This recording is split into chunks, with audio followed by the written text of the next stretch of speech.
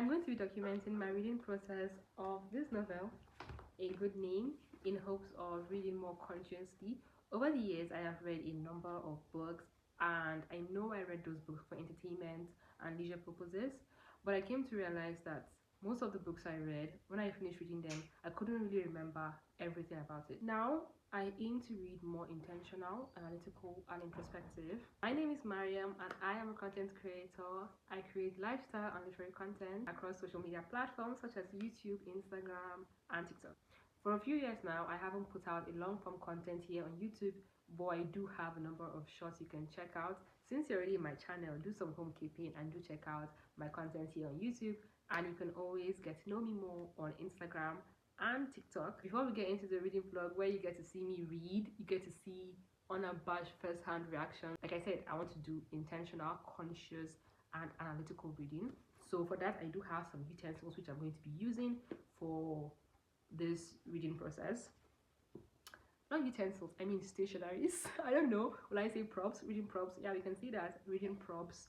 So I have my bookmark, this very beautiful Chinese bookmark. I have my pen, but for the purpose of being very mysterious and a reader, I'm going to call it my quilt.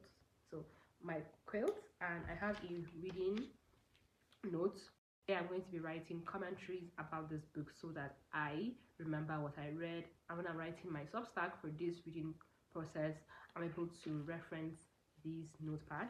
So before I read, I usually like to enter in the name of the novel, as well as the author and the publishing company. So the name of this author is Yejide Kilanko. She's a Yoruba woman. The book is titled A Good Name, and it's published by Narrative Landscape. Any further ado, let's get into this adventure after a sip of my cuppa.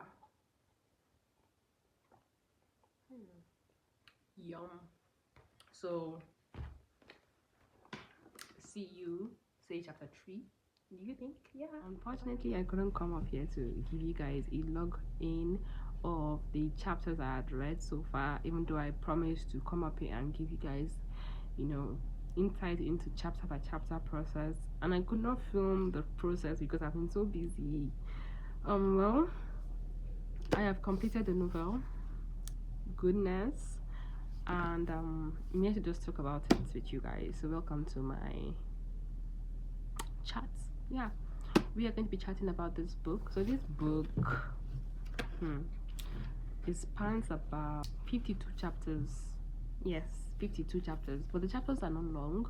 That was another reason why I could not come up here to do the chapter by chapter login, because I will just read a few pages, say 10 pages, say 9 pages, 7 pages, and a chapter is completed. What I can tell you guys so far is that I'm giving this book a 1.5 star.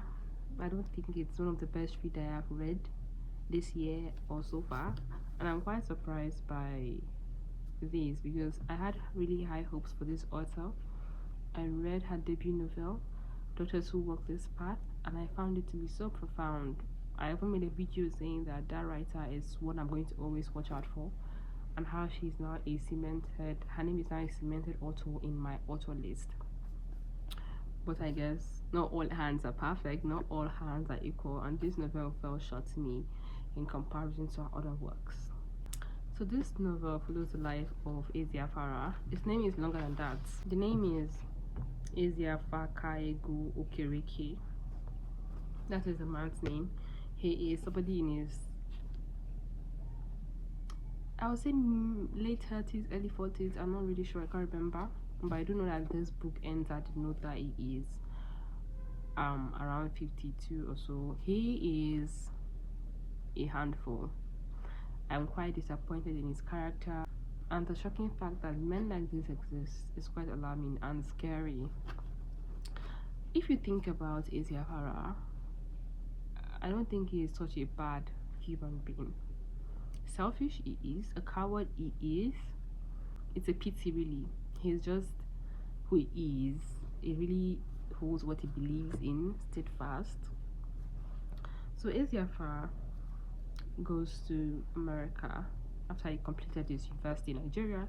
He studied law, and he wanted to go to America in hopes of getting a better life for himself. He really tried in finding a pathway for himself, which he did. He became a taxi driver. He had a friend who was also a mentor to him, Felix. Felix had the happy family, the American dream, I would say. He had a good life, a wife, kids who were living good lives. I mean, they went to college, they went to university. Eziafa is a traditional man. From this novel, we can tell that Eziafa is not an attractive man. It is said that he's black, he's short, he's fat, his neck and his neck and his head is joined together, basically because he's so fat. He eats a lot, he loves to eat, and he is controlled by the fear of poverty, the fear of money, in the sense that he cannot spend money without thinking about, oh, this is such a lot of money in naira. He is a money worshipper, a money avoidant, a money keeper. Basically, he has a very bad relationship with money. So that really shows itself, reflecting how he lives his life and how he conducts his business.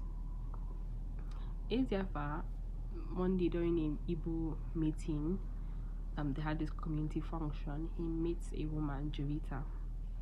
I love Jovita. Jovita is my favorite character in this novel because Jovita is the kind of woman I want to be. She's the kind of woman I see on social media or I see in real life. I'm like, wow, this woman is independent. She's somebody who knows what she wants. She experiences life as it comes with no regrets. If something happened, a mishap happened in the past, she takes it as it is. It was in the past. I have learned from that. I really love that about her. It gets me a relationship with Eziafa. Of course, Eziafa is not the kind of man she dates. It's not even the standard of man she dates, but love happens, and she claims to love him, he claims to love her. Though in this book I could not really fathom and connect with the emotions that the author was trying to pass across. I felt a lagging in the emotions. It didn't feel like love. Like, I wasn't convinced it was. Maybe it's just a me dissonance from the book, but I could not feel the love in this book. The love she had for him, the love he had for her. I couldn't feel it. It was not even lukewarm. It was non-existent from my end as a reader. Like I said, Eziafa is a traditional man. He breaks up with Jovita because of some things about her past. He goes to Nigeria, to Oji, the village, and tells his mother to find him a virgin child bride. Not necessarily a child bride, but somebody he can mold and control. He did get who he wanted, innocent girl Zina, who had just finished secondary school.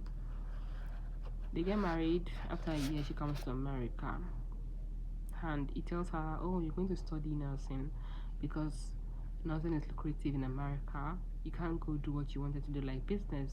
After a lot of jumble, she did study the nursing, and she did come to accept her faith. While in her work and in the pursuit of her career and education, she meets loved ones, friends, people she said to relate with. She meets friends, and she also meets somebody who she takes a love interest to, Raven. And I love that for her. I think at the end of the day, everybody deserves love.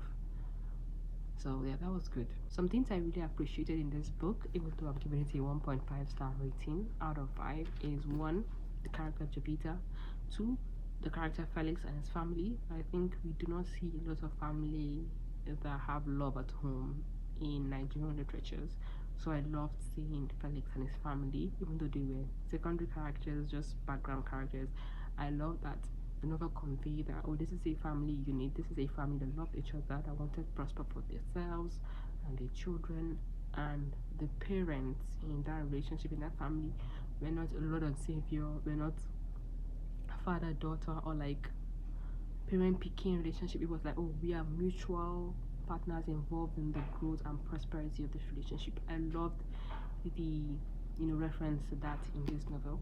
Another thing I loved about this novel was that in the end of this novel, I really appreciated that Zina's family weren't shamed or mocked. Instead, it was Eziafa's family that was shamed and mocked. The twist. Imagine after everything Zina went through, she then brings shame to her family. I love that shame wasn't brought to her family. That really suited my heart in a way. So that's what about this book story plot. For the writing style was very simple. It was simple in a way that had me thinking that, was this written for adults or was it written for children? say secondary school children, because it's so simple. I think that's also part of the things that did not allow this book to, reach its potential. There are writers who write in very simple languages, but they are able to convey the emotions that they want, the essence of the storyline, so aptly that the simplicity of their writing gets overlooked. It doesn't even come to focus.